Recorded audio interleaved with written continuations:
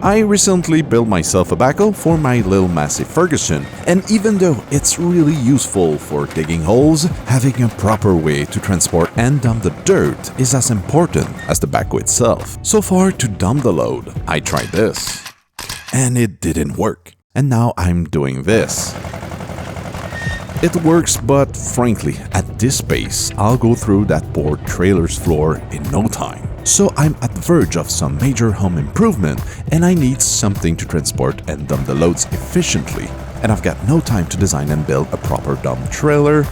And there's no chance I'll convert this bucket of rust into a nice dump trailer. And since I need the money for the renovation, I cannot spend a dime on a new dump trailer. At least that's what my wife told me. But a few years ago, I came across this marvelous contraption. The man or woman who invented this was probably not from this world. But there's a few things that I don't like about it. Numero uno, the top they're using seems really light duty, and from what I read was really easy to tear to shreds. Secondo, it's direct drive. I mean, there's a limit of what we can pull with an extra long lever.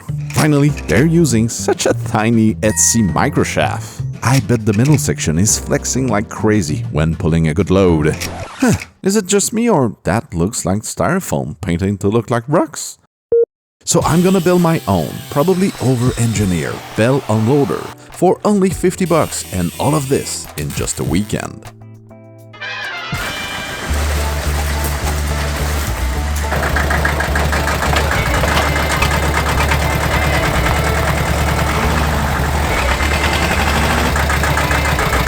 First, let's get rid of that tailgate. Yeah, I bent that thing so many times when backing up into a big pile of dirt. Won't mind losing it for good.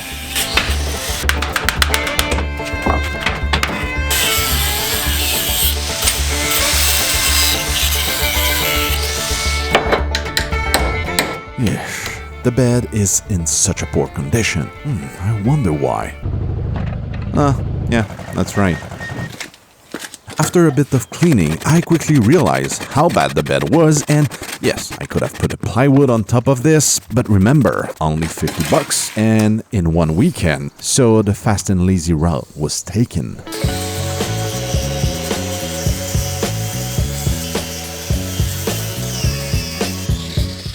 That should be just fine for the belt to ride on. Speaking of which, this is the belt. Yeah, I borrowed it from my local grocery store. Check out conveyor belt. And I promise, once I'm done with the digging, I'll take it back to the grocery store. Yeah, promise. The belt is about 1/16 of an inch thick and has a multi-layer composition. Due to my camera lens, I know it appears to be a nice dark aqua blue color, but in reality, it's an ugly green baby's first poop. Yuck. Unfortunately, the grocery store conveyor was not wide enough to cover the full width of the trailer, and I couldn't borrowed a long enough section to simply cut it in two and still have enough material to cover the entire length of the trailer. But that's a problem for future Viny. For now, let's cut it in two. Did you ever realize how fine the line is between efficiency and laziness? I didn't feel like cutting with a knife the missing section of the bell to cover the entire width of the trailer, because I think I've got a better idea. And there was only two possible outcomes with this sketchy setup. The bell will either cut smoothly and leave a perfect finish, or will bite into the bell, kick the roll, and snap right off one of my fingers. But luckily, it left a quite impressive finish. Now for the shaft, and this is where the over-engineered bit might come into play. What about a 2.5-inch pipe with a 3/16 thick wall? The gods of DIY must be on my side, because the pipe is just the right length. But unfortunately, the bearings that I have in stock won't fit on it. And there's no way that this pipe will fit on my baby lathe. But I made this set of rollers a few years ago from an old pair of roller skates. And I still have the other half. Maybe if I fix it to my welding table? By the way, if you're looking for a great affordable welding fixture table and its accessories, I'm selling the plans and the Excel files on my website, and it's unbelievable how much this thing improved my fab skill and especially increased by 1000% the enjoyment I have building things with the table. You can also find the plans and the Excel files of my tractor's Backhoe, the one that I showcase at the beginning of this video. Okay, back to the build, where, with an old pair of roller skates and a grinder, I fabricate myself a lathe. So the first task to accomplish is to remove the sprockets at each end.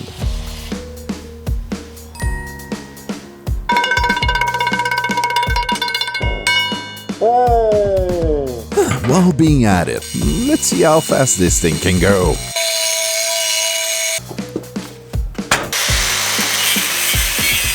So the bearing fits where the sprocket used to live, but I'll need a bit more meat on the shaft to install the bearings and, most importantly, the winch.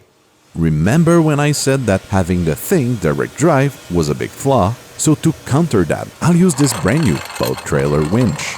It has two input shafts, one with a gear ratio of 1:4 and the other one is 1:8, and that should give me plenty of torque to roll the belt.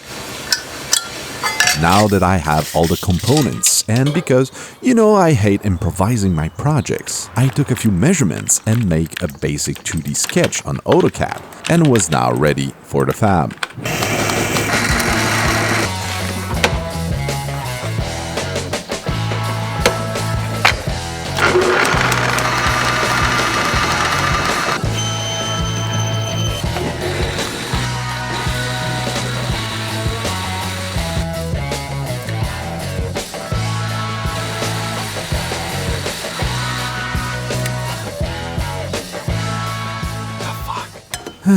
So I picked that one up by a few thousands. But since this thing will not spin at 10,000 rippins, I think I can get away with this old timer trick. You've seen me trying to press fit bushings and housings in previous episodes, using different methods, and this time I'll use a different one too.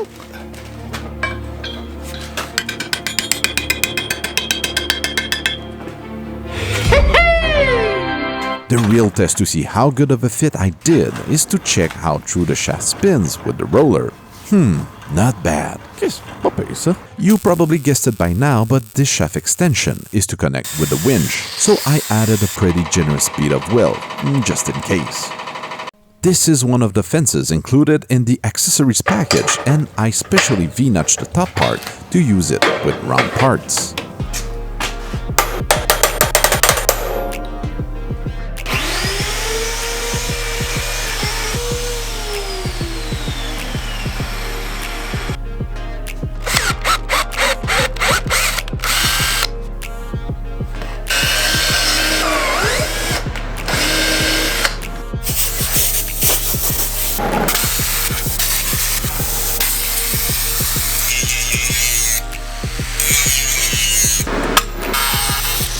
After I modified a bit of the winch and my trailer, it was now time to put everything together.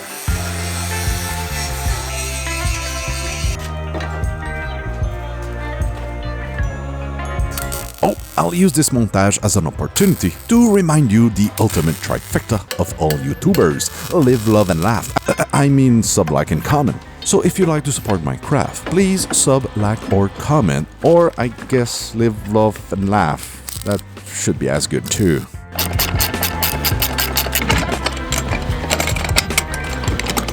The winch couldn't fit in. Glad I only tagged the bottom plate.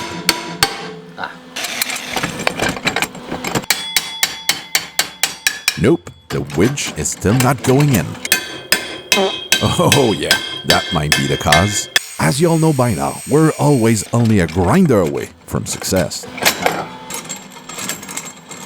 Then I permanently weld the winch to the roller. After a quick test, I fully welded everything together.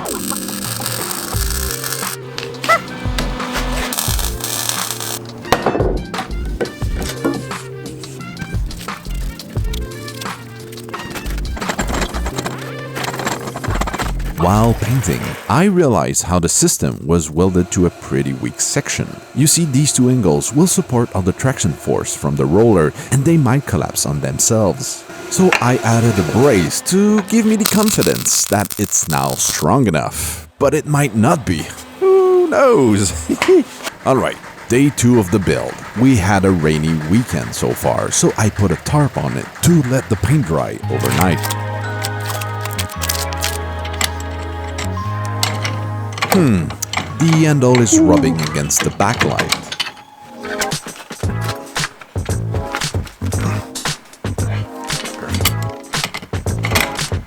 That's better. So that's the low speed, which should give me the more torque. Pretty sure that's the only one I'll ever use. And this is the quote, high speed, you know, for when you're in a rush of dumping your load. Apparently I forgot to peel off the plastic film. Ooh, so satisfying. I got to be honest with you guys, but last night I had a hard time finding sleep. Yes, us designers and engineers, when going to bed, we think about what we design and build during the day, and sometimes we second guess ourselves. Some say it's our burden for the sake of humanity. Anyway, I fear that I put too small of a gap between the roller and the trailer's frame. To guesstimate that gap, I measured the roll belt and doubled that dimension. But now I'm worried that if the dirt sticks to the belt, I'll end up with a too big of a roll to fit that tight gap. And another worry I have is the overlap section of the two belts. Cause right there, I'll have twice the amount of material, meaning I'll have twice the diameter size as the rest of the roll. But before jumping to conclusion, let's attach the belt to the roller and do the first test to see if my assumptions will be true.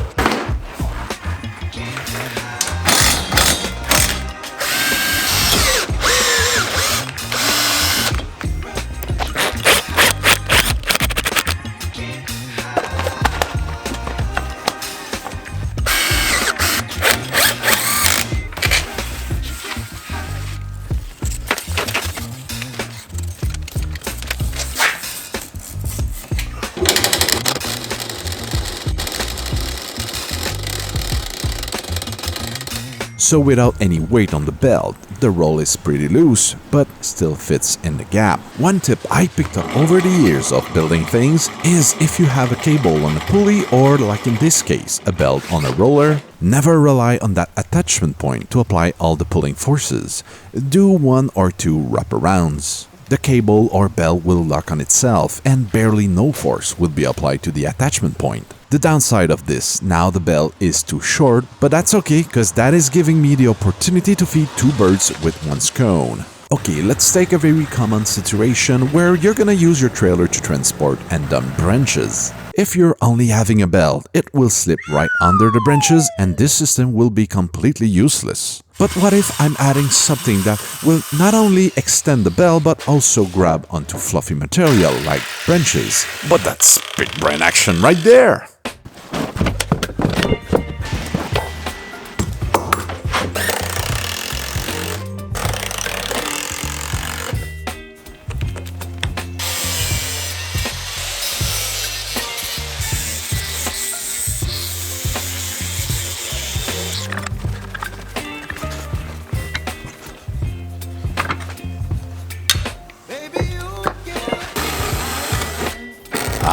Et voila!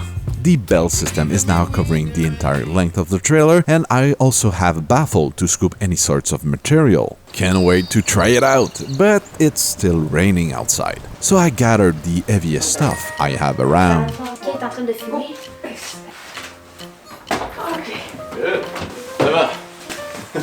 To add a bit of dramatic effect, I'll have my 9-year-old daughter winching us out of the trailer. T'es prête? Vas-y!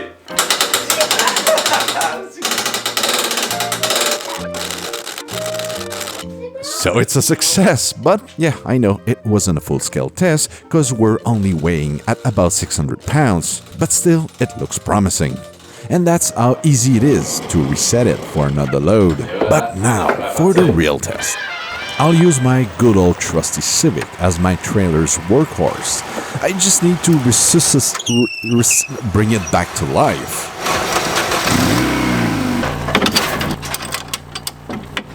Like throwing a hot dog in a hallway, just the way I like it.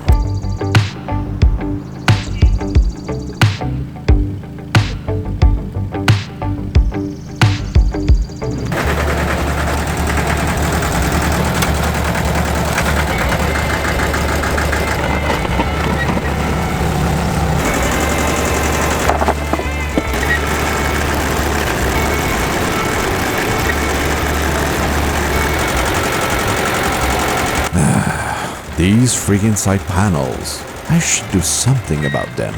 The joy of having an old car that I don't care about.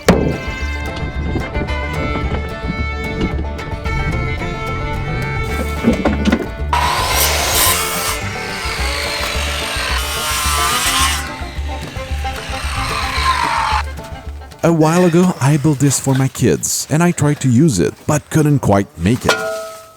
I wanted to smack it down with my groundsman Backhoe, but I should give it to my kid's neighbor, cause I don't know for you, but as a child, I wanted one so bad. And this is where I'm gonna build my house extension, and unfortunately, I need to remove the sandbox. But don't worry, it's been many years since anyone played in it. Again, if you're interested in building such a nice Backhoe attachment, plans and DXF files are available on my website, plus I made a video series on my channel on how to build it. Right at this stage, I had an epiphany moment. I felt like the king of the world.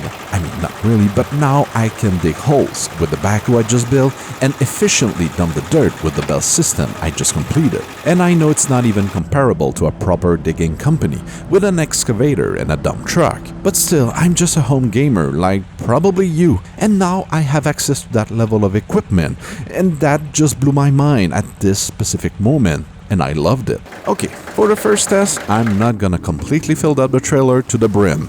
In case I tear into shreds the belt. Note to self, even though I'm seconds before my first real test, never get too excited at the dumping site, to the point of not looking where you're stepping onto.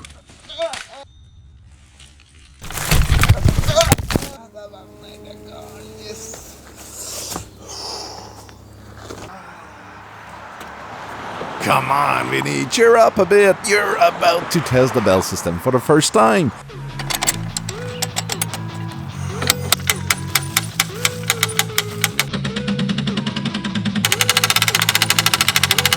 There you go. There.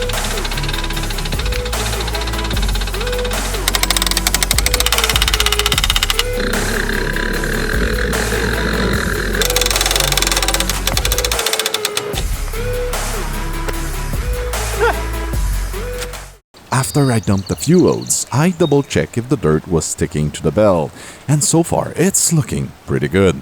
So there you have it. If you need a small dumping trailer, I highly recommend you building one. It couldn't be simpler. It's a bolt winch, 2 bearings, a 2-inch pipe, a grocery store conveyor belt, and 2 days of work. That's all you need. Alright, I'm Viny. See you on the next one.